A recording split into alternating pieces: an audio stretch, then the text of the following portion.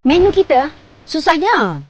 Sotong sumbat telur masin. Sotong sumbat di dalamnya ada telur masin yang merahnya gitu. Bahan yang kita perlukan, jom kita tengok. Saya nak review sikit. Kita ada daun salam yang kering dan dia lebih manis. Kita ada daun salam yang belum kering dan juga buah keras sebagai kondimen yang sangat wajib untuk ditambah. Dan kita perlukan santan, kita perlukan penyedap, kita perlukan serai dan kita perlukan kunyit. Dan yang paling terpenting adalah cili memapi dan kita perlukan juga telur masin. Cara.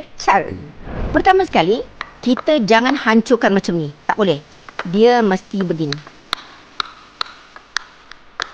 Sekarang untuk isinya, saya perlukan serai, perlukan kunyit, saya perlukan cili api, bawang merah dan bawang putih di blender.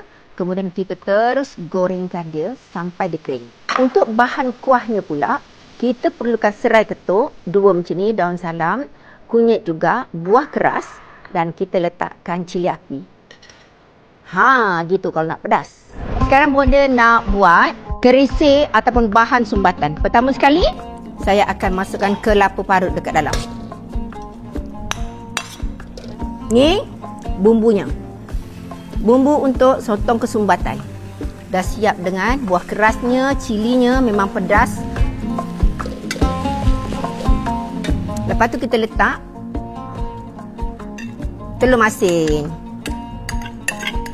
Untuk cepatkan kerja di dapur, sementara kita nak menyumbat sotong dengan telur masin dan bumbunya, saya siapkan kuahnya dahulu.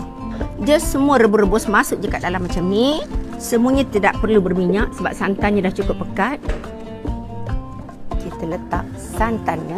Jangan tambah air sebab sotong memang mengeluarkan air. Tutup sebentar. Wahai sotong, kau sekarang tak mengandung kan? Sekarang aku kasih kau mengandung. Lepas tu, kau kelim dia macam ni. Dah siap.